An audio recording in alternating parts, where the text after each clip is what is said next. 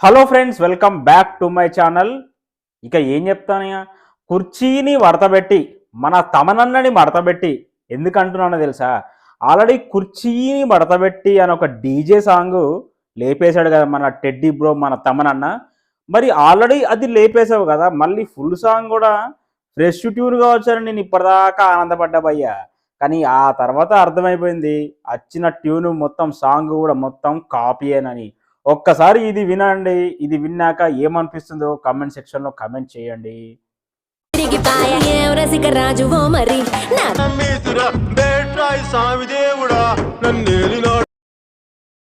విన్నారా?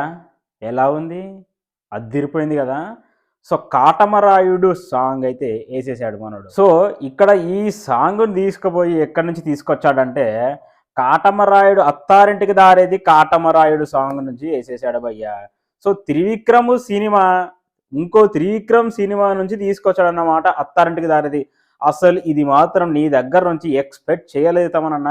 ఎందుకంటే వేరే వేరే మూవీస్ కాపీ కొడుతున్నావంటే అది వేరు అనుకుందాం. కానీ 'త్రివిక్రమ్' మూవీలో, అది కూడా సూపర్ స్టార్ మహేష్ బాబు మూవీలో ఇటువంటి కాపీ ట్యూను నువ్వు లేపేయడం అనేది నిజంగా చాలా బాధాకరం అని చెప్పాలి. ఎనీవే మహేష్ బాబు ఫ్యాన్స్ గుండె కొంచెం నిబ్బరం చేసుకోండి.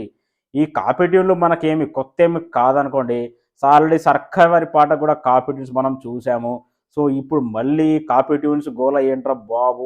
తమనన్న ఎప్పుడు మారతాడో ఏంటో నిజంగా అర్థం అవ్వట్లేదు. ఎనీవే థియేటర్స్‌లో బాబు డాన్స్‌కి అందరూ పిచ్చెక్కిపోవడం మాత్రం ఖాయం. ఇక కాపీయో, గీపీయో ఏదో ఒకటి భయ్యా. మొత్తానికైతే సాంగ్ వినగా వినగా అదే బాగుంటది. ఎందుకంటే తమనన్న సాంగ్స్ ఫస్ట్ కాపీ, ఆ తర్వాత ఇక మెల్లగా అలవాటు పరుచుకుంటారు కాబట్టి ఇది కూడా అంతే. దీనమ్మ జీవితం అసలు కాపీ బంద్ చేయన్నా, బంద్ చేయి, ఫ్రెష్ ట్యూన్స్ కావాలన్నా మాకు.